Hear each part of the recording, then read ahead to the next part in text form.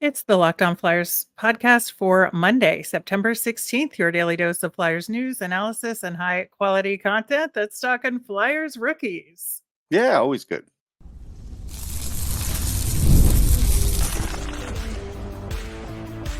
You're Locked On Flyers, your daily podcast on the Philadelphia Flyers. Part of the Locked On Podcast Network. Your team every day. Hey there, and thanks for making Locked On Flyers your first listen every day. I am Rachel Donner. You can find me on Twitter at rmiriam. I'm here as always with Russ Cohen, who's on all your favorite social media apps at Sportsology. We are at Locked On Flyers on Instagram, Threads, Blue Sky, and Twitter as well. Now through September 22nd, all FanDuel customers can bet $5 and get a 3-week free trial of NFL Sunday Ticket from YouTube and YouTube TV. Visit fanduel.com/lockedon to get started. You can find us over on YouTube. We're also on the SiriusXM app or wherever you get your podcast. Subscribe to get our latest episode as soon as it's available here on the Locked On Podcast Network, your team every day. Russ, it is definitely the season now. So much stuff is happening, a lot of it, a ton of fun. Rookie camp, of course, is underway right now. We're in the latter stages of that. And when last we spoke, we didn't have the roster or anything like that. No. So it was interesting only because there were really only 3 new or unexpected names on the Yeah. rookie camp roster. Capone was new, a Phantoms contract guy who had not been officially announced yet. Josh Zakreski Mhm. was back from dev camp. He was an invitee to that. And it seems like they're giving him a look for a Phantoms contract. Well, they should. I mean, I had spoken to some people, and apparently he's looked good in the WHL preseason. He looked pretty good in camp and in game, and so yeah, he's having a really good offensive season. And I don't think they'll sign him, but I think what they're doing is seeing if he looks like the kind of guy that they would take on, re-entry in the draft.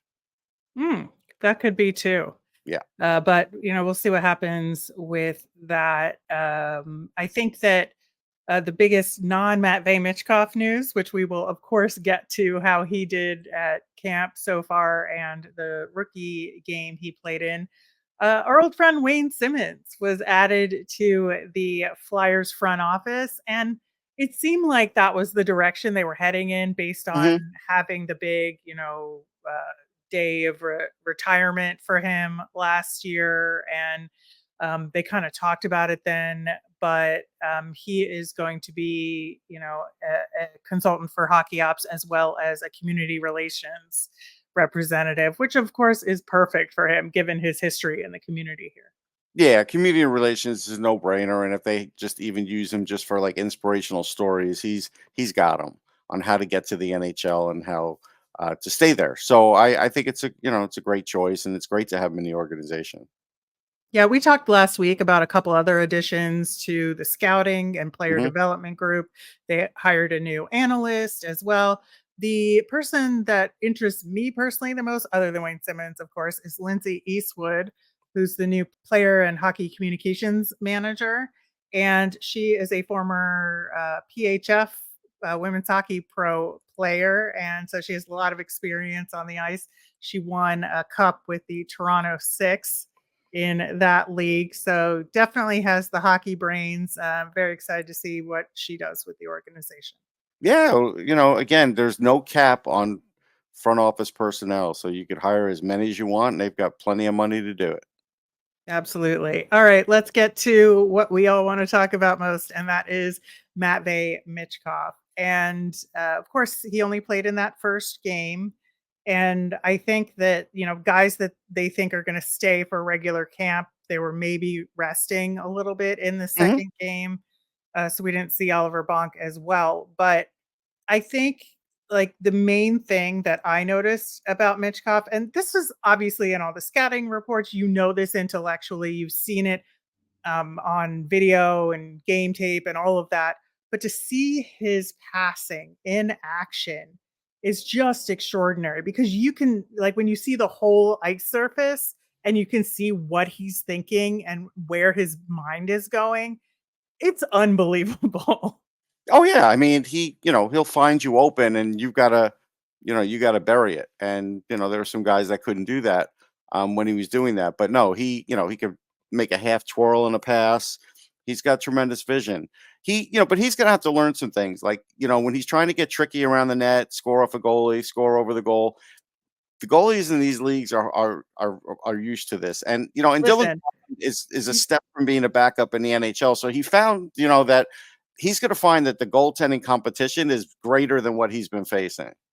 oh, absolutely. And I think it was a good lesson for him, right? That he going up against a really tough goalie. But you saw his creativity come out. Like Hmm. Michkov was trying everything, but his ability to be able to think on the fly while he can puck handle like that, while he can maneuver behind the net, up against the boards, retrieve a puck. I think like just he has so much in his arsenal to draw from while he's learning these other things that it can get him through a lot of situations. Sure. I think of the power play, and the one thing I think of, he doesn't have a big shot. They sort of need to work on his one timer. So I don't know. As a rookie, you can't really put him behind the net, or if you put him in the right corner, he starts going behind the net. He's going to get crunched. Like, he's sturdy, but there's still going to be guys that are going to be going after him. So I don't know where exactly he would play on the power play at this point. I'm sure they'll figure it out in camp, but that's one thing that I was thinking about. Yeah, although I think the other thing that was really noticeable is his ability to build chemistry quickly. Hmm. And, he and Luchenko and Denoye just looked so smooth together. Like, considering they only had one practice together, one official practice together before getting thrown on the ice in a game situation. And it looked like, as the game continued, the first 10 minutes of that game were atrocious. Lappy said as much post game, but like the ability of them to build chemistry so quickly over the course of that game was really good to see. Yeah, I mean, I saw it more with Luchenko and him. Denoye could keep up speed wise now, which is good. He's gotten faster. I don't think he's thinking the game as fast as those guys. And I honestly, I still am worried about him advancing as a player. I don't see the same spark that I saw out of him a couple years ago, to be honest. Sure, and that's a separate issue. I'm just saying, like, Yeah, Michkov in particular could build that he chemistry can. with Well, that's what I'm saying. I saw it with him yeah, and Luchenko. I didn't see it with the whole line, to be honest. that's fair. But, yeah, I that line was far and away the best line of that Yeah, game. yeah. I think that you look at what Mitchkov has done so far. I think he's doing the right things. Hmm. He's working so hard in practice, and you can see he's communicating constantly. He's working on things in between drills, and I just think he very clearly has the right mindset on and off the ice right now. Oh yeah, I mean, he wants to learn. You could see it. He's definitely working on his craft, and that's good. He's working on fitting in, and the guys like him. So all those things are important for a young guy to fit in. But the travel and the rigors of a season have yet to be tested, and that's going to be the tough part. You could say he traveled in the KHL, but it's nothing like NHL travel. Like, it's Sure, nothing. and all rookies learn this, right? Right. This is not unique to Matvei Michkov, like all No, but he NHL but he's rookies. younger than, like, he's young, and he's also not from, this country, not from North America, so it does make it a little more difficult. It does. Yeah. You mentioned the power play a little bit. So that power play unit in the first game was Michkov, Luchenko, Denoye, Bonk, and Andre. And man, like it was so refreshing to watch a group with some creativity, try some different things. Mhm. And even if it wasn't successful, which it was, I mean, Michkov did get A 5 you on know, 3 a goal, yeah. a 5-on-3 goal, but even when they were 5-on-4 in other situations, you could just see, like, the formations change, the positioning change, and them trying different kinds of passes, and I don't know if that's coaching or them or a combination thereof, but even if it didn't last, like, just for those, like, couple of times they had that opportunity, it was really good to see. I mean, in these rookie games, it's for a power play. It's just a little coaching. They don't have time Yeah. to go through a power Yeah. play. The rest is them. They know what to do and know how to do it. And yeah, they were looking good. And Andre looks really good. I mean, I'll be very frank. Andre probably could make the Flyers if they gave him a chance to make it. Like that's what Yeah. I think. But I don't think he's Yeah. going to get the chance. That's just the honest way I'm thinking about it. Yeah, and that's the thing is like I think Emil Andre looks really good right now. I think his practice time looks really strong. I think he's really succeeding. He's really listening. Like we just said, he looked real solid. I mean, he made some mistakes, Sure. I but mean, you're a he defenseman. You're going to make mistakes. right, and that's the thing is that he's just lets them bounce right off him and he moves Yep. on and does it better the next time. Yeah. And that's who he's been this whole time. But I do think that, he looks like he just put on muscle and has gotten a little stronger from where he was last season. But the skill is right where he left off. The Mhm. decision making is right where he left He's off. just more confident too. He knows what Yeah, to expect now. You can see it. You can see it in his passing. You can see it in his puck carrying. No, he's really good. He's not. yeah. I He's not think a superstar player or anything like that, but he could play. yeah, and he's absolutely as advertised, and I think he's developed really nicely He over the has. last season, and come into camp looking real good. So very excited about that. We have so many more guys to talk about. We're going to get more into Jett Luchanko's play and so many of the other prospects, some old, some new, and we will do that coming up next. You've heard us talk a lot about FanDuel, America's #1 sports book. Well, we have something a little different for you. Now through September 22nd, all FanDuel customers can bet $5 and get a 3-week free trial of NFL Sunday Ticket from YouTube and YouTube TV. Then with the YouTube TV base plan, you'll be able to watch every regular season Sunday afternoon out of market game. All you need is a Google account and a current form of payment. You can cancel anytime. I might bet the Jets even on a short week this week. They look pretty good. Just visit fanduel.com. Download America's #1 sportsbook. On tomorrow's show, we have a fantastic interview with Senior Vice President of Marketing for the Flyers, Christine Mina, who told us all about what the Flyers have in store, how she developed the digital program for the Flyers, some really interesting stuff, some really cool history behind it, and what it takes to put together all the content that you see from the Philadelphia Great Flyers. interview. We'll be answering your mailbag questions on Wednesday. So email us at lockedonflyers@gmail.com. You can send us a message on Twitter or comment on our YouTube channel. We're going to have more rookie camp news and notes. We head into training camp later this week. So a lot of content coming your way. We talked about Emil Andrae. Let's talk about the other main defenseman we're looking at in rookie camp, and that's Oliver Bach. And I think that it is very clear he has a ways to go, but he has absolutely improved from where he was last year at camp. And he really, it felt like he did not lose a step over the summer. No, I mean he's gotten faster. He's smart. I do think his one timer's improved. I still don't think he's going to play the bumper at the NHL level. So I take that out of the equation. But I We'll still have think fun now yeah, while he's right, doing it. right. And I think he's an excellent defenseman and he's smart. And I think next year they will have a decision to make whether he's going to go back to juniors or they're going to just kind of figure out how much he can play during the season. So we'll see. That's a little ways away, but he does look good. And as advertised, yeah, he was the fastest guy in camp, like, as far as, start to finish. Somebody that would give him a run for his money speed wise is, of course, Samu Tuomaala. And Hmm. obviously different positions, we know that. But with Samu Tuomaala, there was like a lot of buzz around him over the weekend. And I think it was earned in a lot of ways in terms of recognizing his speed. I think his anticipation is really good compared to last year at this time. We just watched him all season long and we knew everything that he was doing. We knew this is like who he was and how he can uh, accomplish things out there. And of course, he scores the overtime winner on Saturday, and of course, fed to him by Emil Andrae. That was a Right. really Yeah, that was a great great play, pass.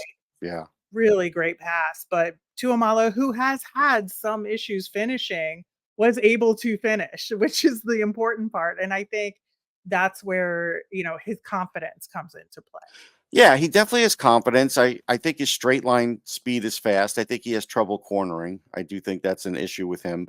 His one timer is great when you look at it, Mhm. and he's definitely going to score with it. There is some decision making issues with him though, and towards the end of the first game, he did make a couple of blunders that he really had a great chance to kind of score, and he just made two plays too far with the puck. So I think he has to learn from that. And a couple times, Michkov really set him up well, and wasn't able to convert. All that said, Right. I think he's where he was last year. I don't know if he's better than that. I'll wait until the regular season for that. Yeah, I think that's going to be key with him right now. I think that depending on how he does, he's going to get a look maybe halfway through the season to get a call up. Obviously, if the situation warrants it, maybe it'll come sooner. But I think Mhm. just realistically, where he is, he needs to continue his development that he did really well last year. Yeah, But to your point, I think he looks where he was at the end of last season, far and above better at the beginning of last season, but he yeah, looks really close to where he was at the end yeah. of last season. And so he's headed in the right direction. He is. Really excited about his development, that he seems like he's been able to turn it around from where he was. I'm not sure about that fully yet. I need to see more. Yeah. I mean, I think that's fair. But I think he's definitely turned a lot of heads in terms of Sure. being at the top of the list of consideration for a call up, and we'll see if he earns it. Right. Exactly. So a couple of other guys, Elliot Denoye, we talked about a little bit, who really needs to step it up, He does. and It's a I problem. think that he has to some degree in rookie camp so far, but he's got to do more beyond rookie camp. He's a little And bit older, he should mhm, be better in these rookie games, to be fair. yeah, I do think he looked far and away better, but I think he had to play up to the level of his line mates. Yeah. For sure. So hopefully, that kind of experience will drive him to maybe be the leader of the line down with the Phantoms, and we'll see. I think, you know, there were a few other guys that stood out to me in particular.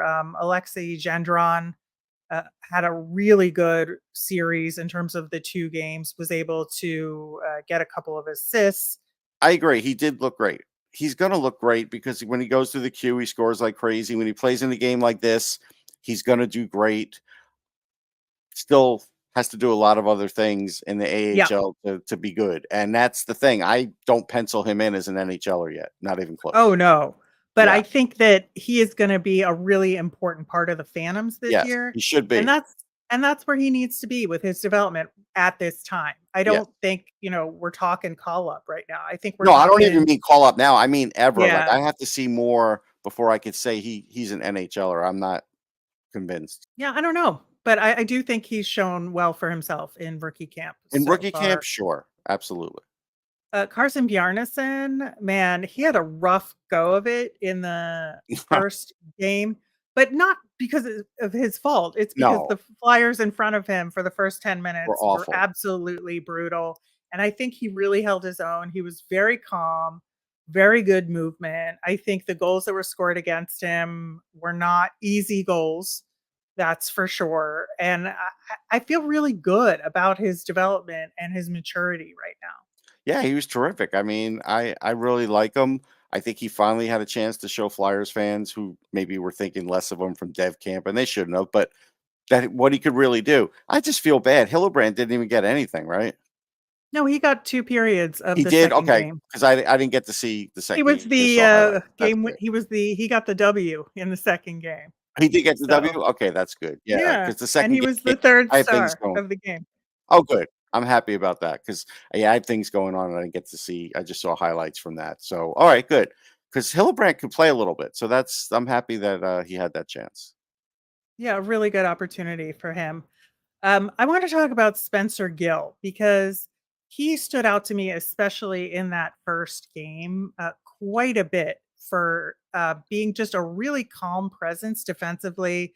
I think the thing that impresses me about him the most is the way his decision making kicks in terms of when and where to make that outlet pass to clear the zone. He waits until the absolute last millisecond to get rid of the puck and thus creates an open lane because he lets the other team kind of bite and then passes the puck beyond one, maybe two opponents.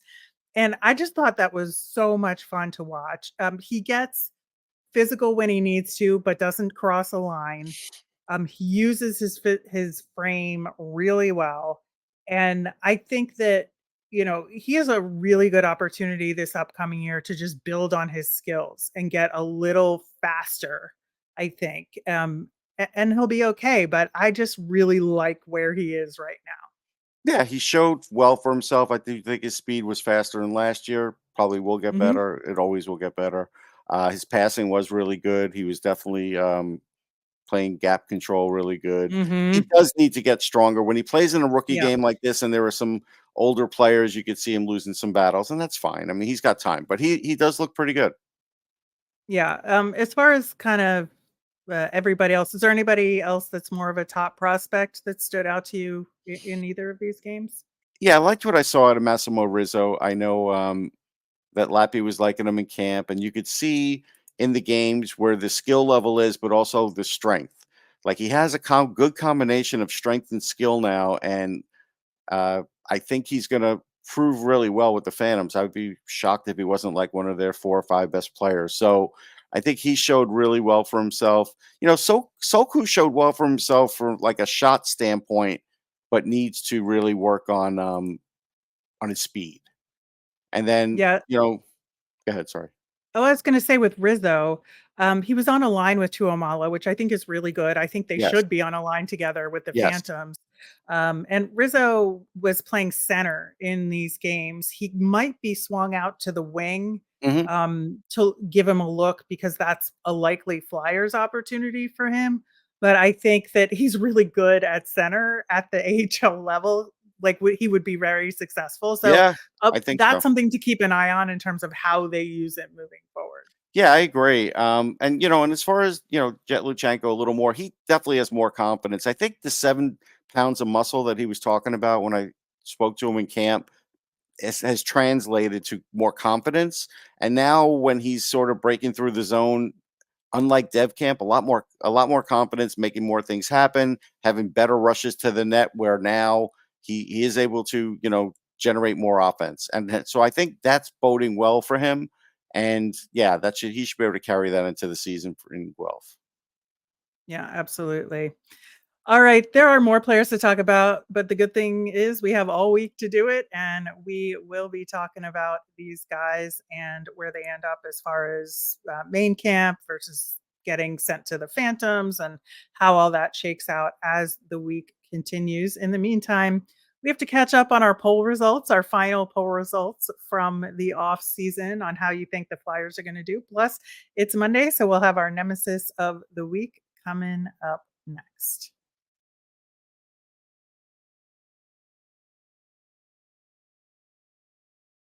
All right, we asked you last week, given what we know now about the Flyers, how do they finish this season? And obviously, things can change as camp progresses and as we get closer to a final roster. But your options were make the playoffs, just barely miss the playoffs, about the same as last season, or finish below where they did last season. And 54% of you said they would finish similar to last season, just outside the playoffs. And I think you're right.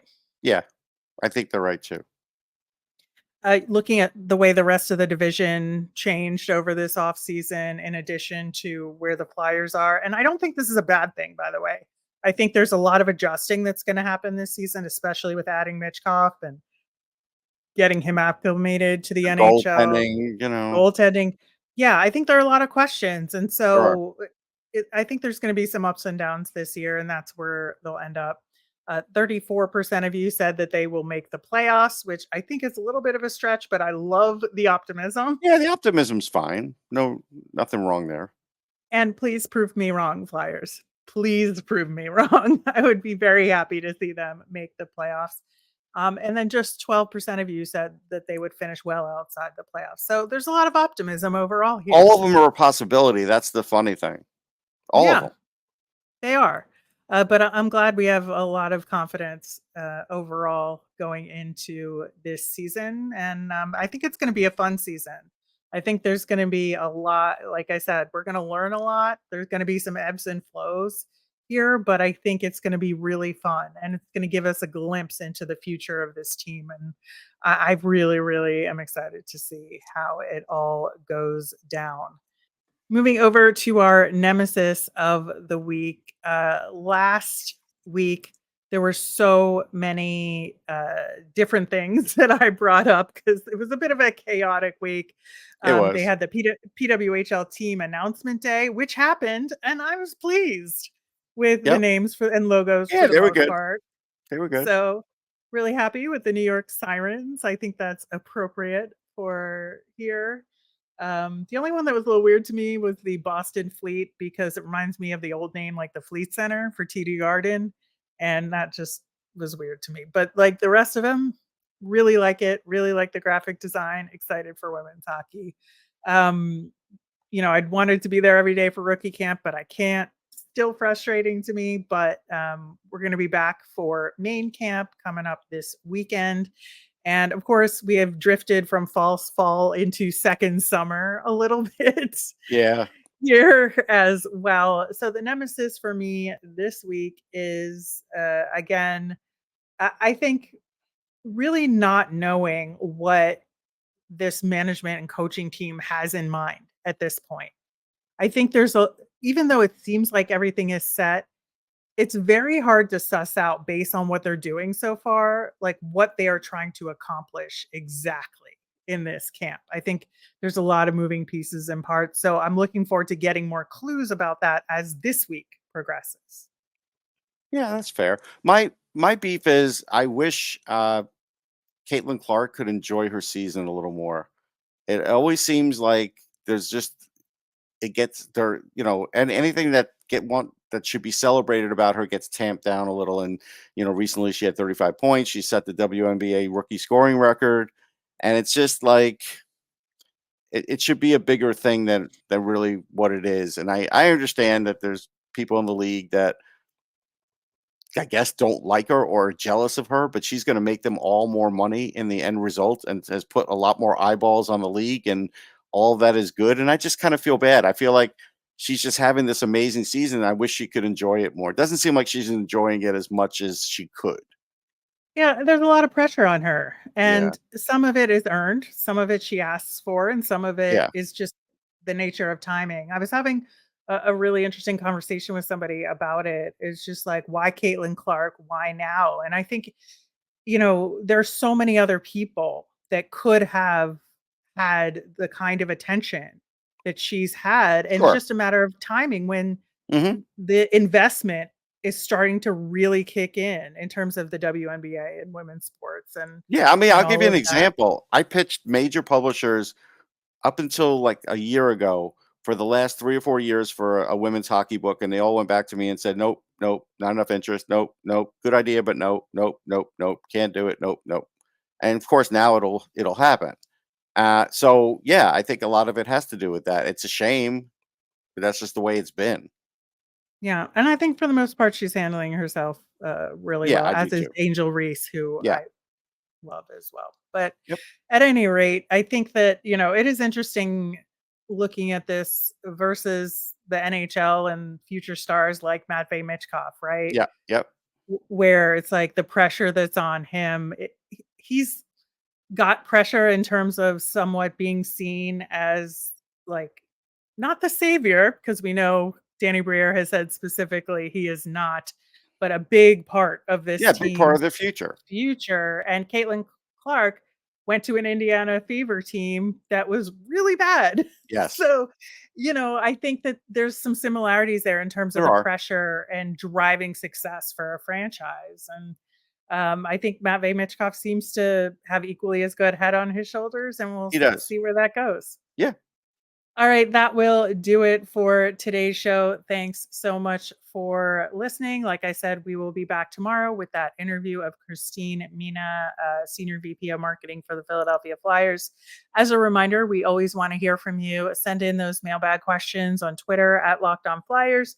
You can email us at lockedonflyers@gmail.com or comment over on YouTube. Let us know which prospects you want us to talk about more. We will do that. I'm Rachel. I'm on Twitter at rmiriam. That's RMIRIAM. I'm Russ. I'm at Sportsology, SPORTSOLOGY.